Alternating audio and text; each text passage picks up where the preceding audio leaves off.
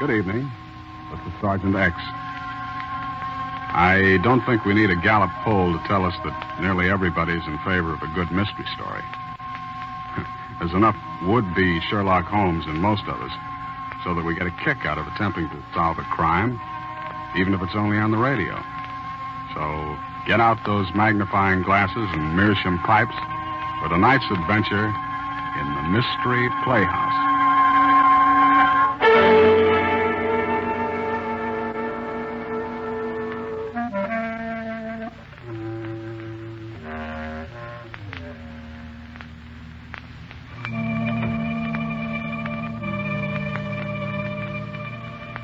Tonight, the Mystery Playhouse gives you amateur sleuths a chance to exercise your talents.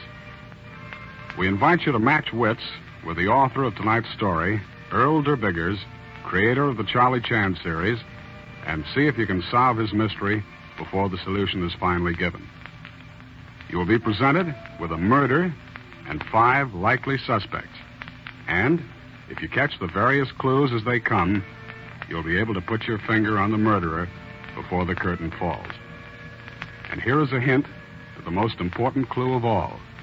It's contained in the title of tonight's tale, 50 Candles. Good hunting.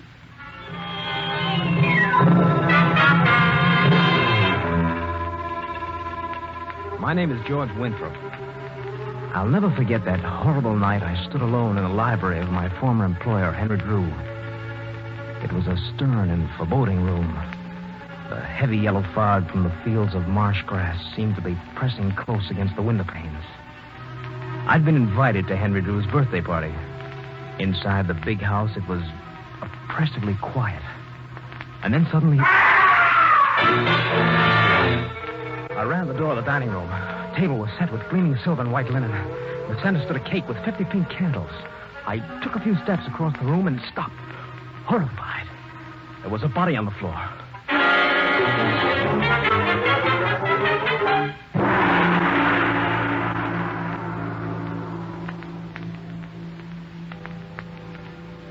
But let's go back to the events that led up to my shocking discovery. 4 years ago, Henry Drew, the San Francisco millionaire, had hired me to take charge of a copper mine in China. The mine had been a failure, and Drew promised that if I could make it pay, he'd reward me with a third interest in the property. Well, after 4 long, hard, and successful years in Yunnan, I returned to Shanghai to see Henry Drew. Yes, Winthrop, you've done a splendid job, and I'm proud of you. Well, thank you, sir. It was a tough job. I think I really earned my third interest in that property. What? A third interest? Oh, yes, sir. You remember. You said if I could make the mine pay, you'd give me, in addition to my salary, a third interest in the property. Why, you must be dreaming, boy. That's ridiculous. I never made any such promise, and you know it. But you gave me a word. Well, I assume if you have a witness. Of course not, but I fulfill my end of the bargain. I demand that you keep yours. Oh? And I'll accept it. Accept what? Your resignation. Oh, so that's it. Well, you won't get away with it. I'm going to... Oh, am I interrupting something? Not at all. Come in, Carlotta. Have you finished your business? Yes, my dear. We're quite through. Through? Mr. Winthrop, I suppose you'll be glad to get back to the States. Yes, Mrs. Drew. Good day, Mr. Drew. I'll see you in court. I was young and ambitious, and this act of injustice seared my mind with hatred for Henry Drew. Well, I booked passage as soon as I could for San Francisco. The boat was crowded, and I was informed that I'd have to share a stateroom with the ship's doctor and another male passenger. When I went on board and down to my stateroom, I found that already... Make yourself comfortable, Mr. Winthrop. Oh, thank you, Dr. Parker. There'll be another gentleman in here, they tell me. Put my bags in here, Hung. Yes, Mr. Drew. Oh, hello, Doctor. Huh? Winthrop, what are you doing here? These happen to be my quarters, Mr. Drew. Well, in that case, I'll have mine changed immediately. Come along, Hung. Yes, Mr. Drew. What a character, Dr. Parker. The famous Henry Drew made his millions swindling other people. Well, you'll have to admit he has good taste in women.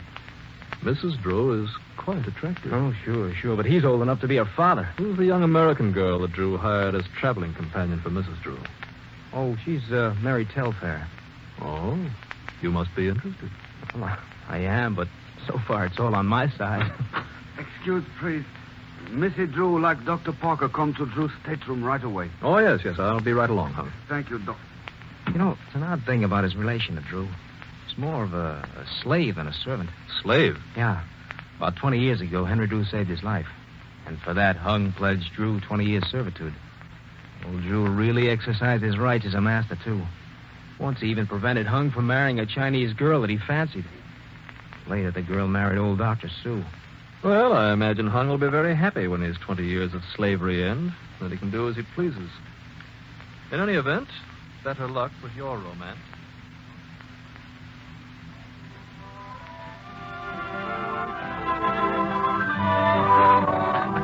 Yes, Mary, it's really been very funny. Old man Drew couldn't get another stateroom, see, so he's had to make the best of an uncomfortable situation, bunking with me. I can imagine. But he's really been very nice to me. Well, who wouldn't be nice to you? George, look down there on deck. Oh, yeah. Dr. Park and Mrs. Drew, huh? Yeah, they're going into Drew's stateroom. I wish I had her clothes. And her money. Yes, I think the good doctor has more than a professional interest in Mrs. Drew.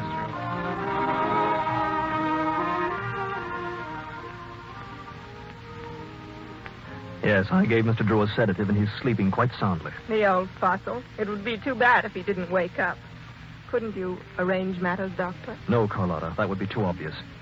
I think we'll just have to be patient and let nature take her course. Uh-oh, here comes Hung. Excuse, please, Missy Drew. Mr. Drew asked me to tell you he would have dinner 8 o'clock. Very well, I'll be ready. Thank you. I told Mr. Drew. He knows more about Henry's personal affairs than I do. Well, what about Drew's son, Mark? Has he made up with his father? I remember they quarreled years ago. No, he's a lawyer, and he has no use for me. He thinks I married Henry for his money. And just between ourselves, Doctor, I think he was right.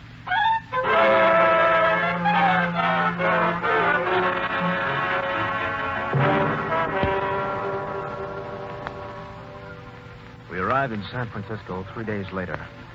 And then came the surprise. Old Henry Drew was giving a party at his home. It was to be a birthday party, he said. In spite of the bad blood between us, he insisted that I come. But the most important reason for accepting the invitation was, well, the thought of seeing Mary again. Hung Ching Chung called for me later, and we drove to the Drew mansion on Nob Hill. The fog was thick. It hung like a blanket. Oh, I'm delighted to see you, Winthrop. Take that chair for the fire. Thank you. I've been thinking over our little business discussion. Please, Mr. Drew, let's not spoil your party with business. My lawyer will call on you tomorrow. All right, boy. Evening, gentlemen. Oh, hello, Mary. You look beautiful. Pretty as a picture, Mary. Well, thank you, kind sir. Excuse it, please, Mr. Drew. Yes, well, what is it, Hung? With your permission, I will go to my room. All right, Hung. But be back in time to serve dinner. Yes, Mr. Drew. Thank you. I don't imagine you two will object to being left alone for a moment. I want to have a look at the table. I want to be sure all 50 candles are on the cake. Excuse me. I wonder whose birthday we're celebrating. Search me. He said 50 candles. That lets him out. He must be well over 60. Yes. His son Mark is coming, but he's a young man well under 50. Well, perhaps it's for Drew's partner, Dr. Su Yen Hun. Mary? Oh, Mary. Oh, dear. Now, what does she want? I'll be right back. It was then it happened. When everyone was upstairs but myself, I was standing alone in the Drew library. It was oppressively quiet. Suddenly I heard... I ran to the door of the dining room. A French window stood open to the fog. I took a few steps across the room. The table was set with gleaming silver and white linen. In the center stood a cake with 50 pink candles. Another step, and I stopped, horrified. Henry Drew was on the floor with a knife in his chest. Mr. Drew! Mr. Drew! There's the candles. Mr. Drew! Oh, my God. He's dead.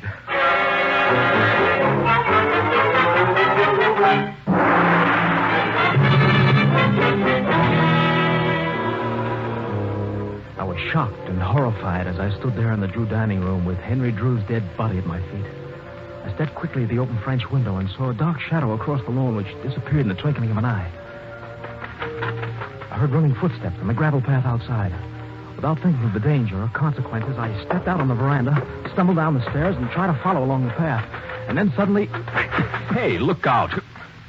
Good Lord, Winthrop. Oh, Dr. Parker, am I glad to see you? Well, what in the world are you doing out here? Something terrible's happened. Well, what is it? Speak up, man. Henry Drew has just been murdered.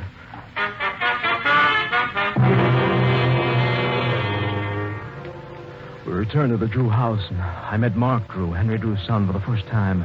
A good-looking, brisk young man of 35. He'd been detained and arrived at the party just a few minutes before I found his father dead. A few minutes later, Detective Sergeant Barnes arrived. He was a cool, quick little man and all business from the word go. After a brief investigation in the house and outside, he ordered us to the library. All right. Quiet, everybody. I have here the place cards of the guests for this birthday party. Mr. and Mrs. Drew, Miss Telfair, Mr. Winthrop, Dr. Parker, Mark Drew, and Dr. Soo-Yun Hun. Oh, Mr. Drew. Oh, yes, sir. Dr. Soo-Yun Hun lives a few doors down the block, doesn't he? Yes, he does. He's the only guest who hasn't arrived. I wonder if you'd mind sending one of the servants to his house and ask him to come over here. Of course, Sergeant. I'll be glad. Now, we'll start with you, Mr. Winthrop. What happened? Well, I was standing in here alone when suddenly I heard somebody cry out. I ran into the dining room and saw Mr. Drew on the floor. He was dead. Did you see a knife or any other weapon? I didn't look for one. I heard footsteps outside on the path, and I went through the open French window and tried to follow him. Then I got lost in the fog and bumped into Dr. Parker. He came in, and that's about all. What's your position here? A friend of Henry Drew? Decidedly not. I was a former employee. Decidedly not. What do you mean by that? Sergeant, may I speak? Why, yes, Mrs. Drew. Mr. Winthrop was employed by my husband in the Yunnan mine in China. Mr. Winthrop claimed that my husband had promised to reward him with a third interest in the mine he managed. Well, that's true. He did. He claimed he'd been treated unfairly and quarreled violently with my husband, who dismissed him. Well, that's not true. I resigned. But you admit there had been bad blood between you and Drew. Well, yes, I do. Mrs. Drew, what were you doing at 7:30? I was in my room. Miss Telfair was helping me to dress when we heard the cry. What then? Miss Telfair started out of my room. I tried to leave, but you held me back. Naturally, I was frightened. Dr. Sue should be here shortly, Sergeant. Good. Where were you, Mark, when your father was murdered? I was on my way here in a cab. Well, I'll check that later with the driver. But for the time being, I'll assume that clears you. Well, you certainly don't suspect me. I suspect everyone until he's proven innocent. Who's that? Oh, that's Hung Chin Chung, my father's servant. I see. Come here. Yes, Mr. Officer. Oh, Sergeant, I'd like to put in a word for Hung. You see, he's been in my father's service for 20 years. I'm sure he's the sincerest mourner here tonight. It is good to have such honor in the eyes of my master's son. Tell me, Hung, where were you at 7:30? In my room on the 4th floor. My master gave me permission to go there. Mr. Winthrop, hear that? Yes, that's right. Did you hear the cry? No. When I came downstairs, I found my master was dead. All right, Hung. Suppose you go out and fix us some coffee. Yes. Now, Miss Telfair. Yes. What about you? When I heard Mr. Drew scream, I ran downstairs. I looked in the dining room Yes? and saw Mr. Drew. Yes, go on. I screamed and ran from the room. Did you see a weapon of any sort? A knife? I scarcely looked. I was frightened. Then Mrs. Drew rushed in, and when she saw the body, she almost fainted. I went upstairs and got some smelling salts. Came down here. When you took the time to get the smelling salts for Mrs. Drew, you went to your own room first, didn't you? Yes. You wanted to hide something you'd picked up from the side of the dead man in the dining room. Well... Under your mattress was a pretty obvious place to hide this jade-handled Yes. Chinese knife. Yes, but... No, I know it was the worst thing I could have done, but I was so excited I didn't think. Mary, you did that for me. Oh, you're wonderful. Then this is your knife, Mr. Winthrop. Yes, that's my knife. How do you account for the fact that it was found beside the body? Well, it was stolen from me, of course. Of course. Well, it must have been taken from my luggage in the stateroom on the boat. There were just 3 men who had access to that luggage. One was a dead man, the second was Hung Chin. And the third? Dr. Parker. Nonsense. What motive would I have? Motive enough. A secret love affair with my father's wife that's been going on for more than a year. Lust for money and a well-known lack of scruples, my dear doctor. I tell you, I didn't steal Winthrop's knife. Why not? A man who would steal another man's wife would hardly stop at the theft of a dagger. Never mind, Mark. I'll take that. Hello. No, this is Detective Sergeant Barnes. What? When? Yes? Yes, I see. Well, very well. Just don't touch a thing until the police arrive. Oh, what is it, Sergeant? Is something wrong? Plenty. That was the servant you sent for Dr. Su Yan Hun. Well, is the doctor coming? I'm afraid not. Dr. Su Yan Hun has been stabbed to death.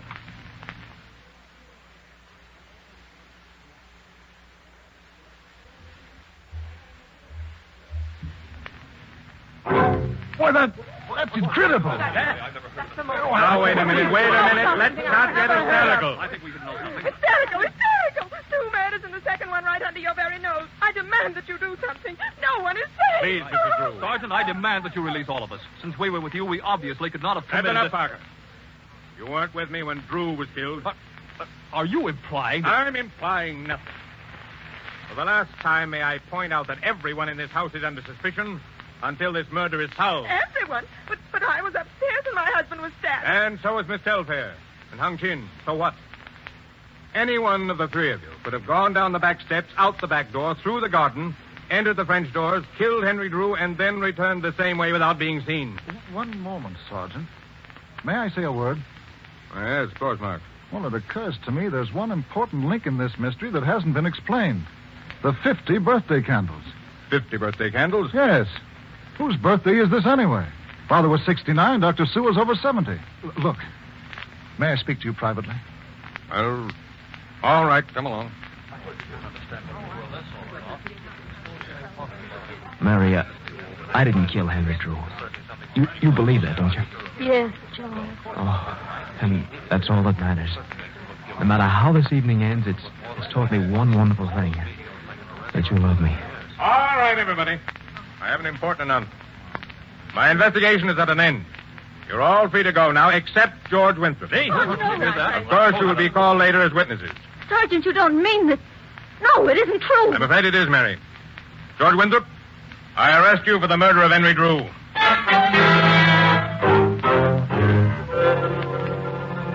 I dropped into a chair beside Mary, too shocked and stunned to speak. And then strange things began to happen.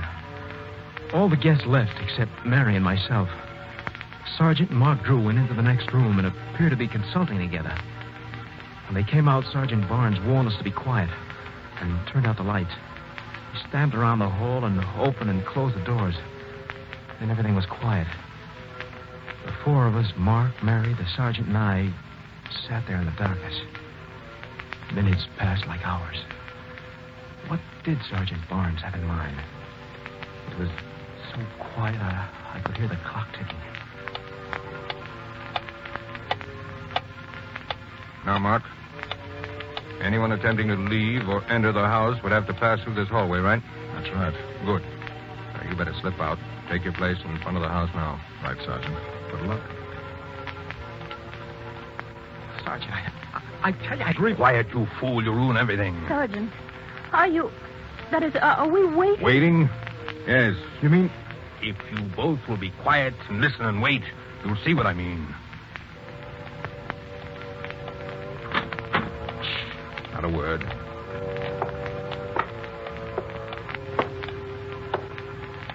George, he has something in his hand. Oh, no, you don't? Well, that takes care of that. What happened? Who is it? The murderer. Who else? You said that George... No, not George. Turn on the light, Mary, and you'll see. The light, yeah. Never mind, I have it. Good Lord. It's Hung Chin Chung. He's dead? Oh. Look, he's coming too. You were right, Sergeant. Oh, Mark. I caught Molly, the Chinese girl, outside in the car. Your men are holding her. A Chinese girl. Who's Molly? Molly is the wife of Dr. Su Yan Hun. She killed Dr. Sue? No. Hung committed both murders. But the two of them planned to run away together. That's why Hung had the suitcase with him. Well, then you mean you don't think that... No. Sorry to give you such a bad time of it, George. But we had to in order to trap the real murderer. Well, You see, everyone thought Hung was in his room when Henry Drew was killed. But it was very simple for him to go down the back stairs, go over to Dr. Sue's, murder him, come back here and murder Henry Drew, and then return to his room again. The killings were simplified because both men trusted Hung and probably had no warning. Of course, It was the clue about the 50 candles. Oh. Conscious now. Help him up, George. Right. Come on. All right, Hung. What have you got to say for yourself? Let me speak to him, Sergeant. I'm sorry, Hung. I always thought you were loyal to my father. Long ago, he saved your life in Honolulu. In return, you swore an oath to serve him for 20 years. Today, you are to be a free man. Yes, that is so. Those 50 candles on the cake were for you. This is your 50th birthday. So that's why old Drew said 50 candles before he died. He was trying to indicate the murderer. All right, Hung. You and the Chinese girl... Let the come woman on. alone. She did nothing. She was only waiting for me. Well, then what connection did she To have? you, I tell nothing. To Mr. Drew, everything. All this was to be. Long ago, the gods arranged it. And who is man that he should struggle against the gods? Years ago, I wanted to marry Molle. I asked permission of your father, but he would not share my services with Molle. He took me on a long voyage, and when we returned, Molle had been given to the evil Dr. Suyen Hon. They hated the doctor, Mr. Drew, for that. They swore that when I was free, I would kill them. Today, they kept my oath. Do not grieve, Mark Drew. It is the decree of the gods. But now, gentlemen, by your leave... Look out, he has a knife! Oh, that gentleman, no! Sergeant, is he... I'm afraid so. You've done a good job. This is horrible. Poor Hung. You might think it's strange, but my father never meant much to me. Yet Hung, well, he was my friend for as long back as I can remember. If I had only known earlier what the 50 candles meant, this might have been prevented. Yes, Mark. If.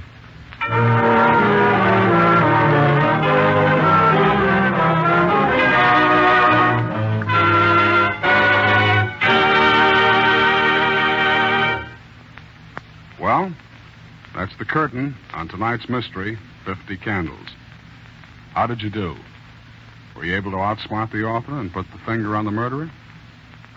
Or did you just jump from one suspect to the other, finally drawing a blank? Well, if you got it right, congratulations. If not, better luck next time. Say, before you put those detective tools away, follow me to the green room and see if you can't pick up a clue or two about our next performance in the Mystery Playhouse. Follow me, please. Come.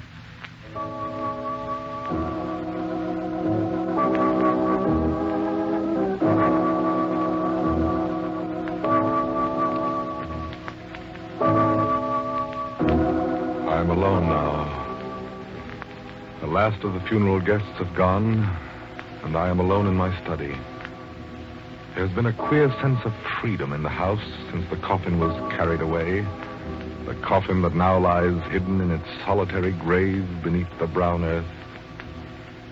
Claire is dead. She was my wife. And yet I feel no sorrow. Little wonder. It was I who murdered her. Yes, I murdered her, but it was done too cleverly for anyone to suspect me. The power of mind over matter. Now that I look back on it, I marvel. Less than a month ago, she was strong and healthy. Then I began working on her ignorant fears, convincing her that she wasn't well. I could almost see the seeds taking root. Her appetite left her, and she began to complain of stomach pains. She took to bed. The doctor, stupid fool, could find nothing wrong, but it was clear he was worried. I waited patiently, letting her tortured mind ravish her body. And then one evening, I walked into her bedroom. There was a cup of broth on her night table. In the half-darkness, I dropped the white powder into the broth. 5 grains of arsenic. An hour later, she was dead.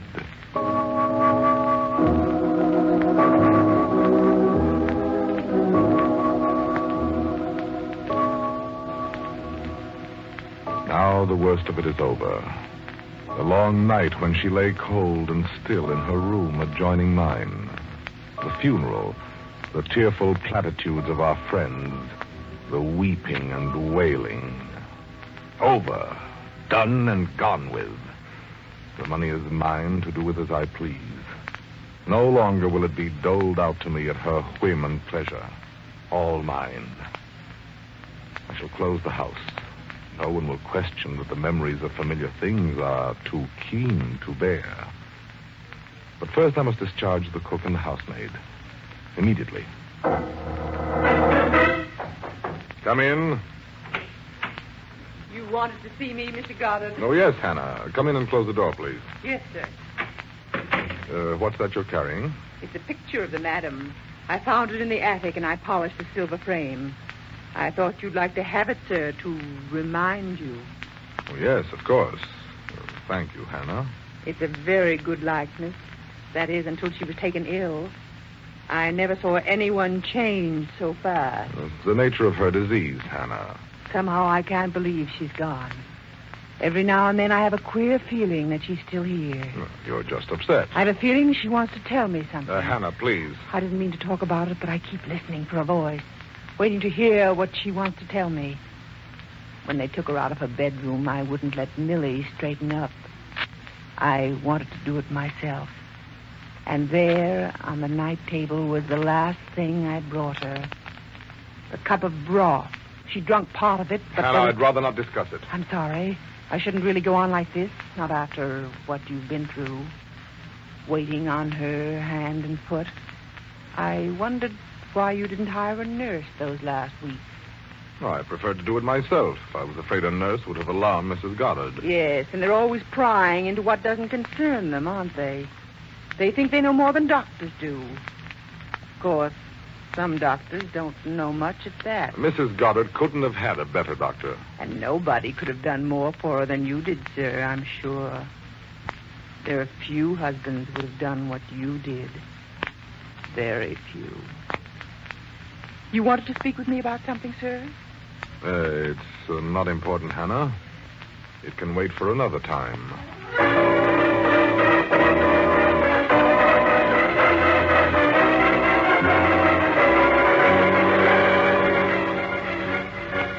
For long minutes after the door had closed behind her, I could feel my heart pounding madly. The palms of my hands were cold and damp. Everything had changed. The feeling of well-being and satisfaction was gone, and in its place was nervous, uncertain fear. Why had she made it a point to mention the cup of broth? And what else had she said? Oh, yes. Few husbands would have done more for their wives. More than I did. Very few. The words had double meaning. Had she meant them that way? No, it was impossible. Just a coincidence. A ghastly turn of a phrase. There was nothing to worry about. Nothing. Well, it doesn't look like you'll have much detective work to do in this one. The murderer's already told us who he is. Sounds to me like our next production is going to be one of those psychological stories going all out for terror. No, sir.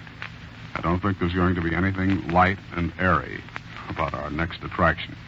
So, if you like 'em grim and frightening, be right back in your seats when we raise the curtain on The Web. This is Sergeant X, closing the doors of the Mystery Playhouse. Good night. Sleep tight.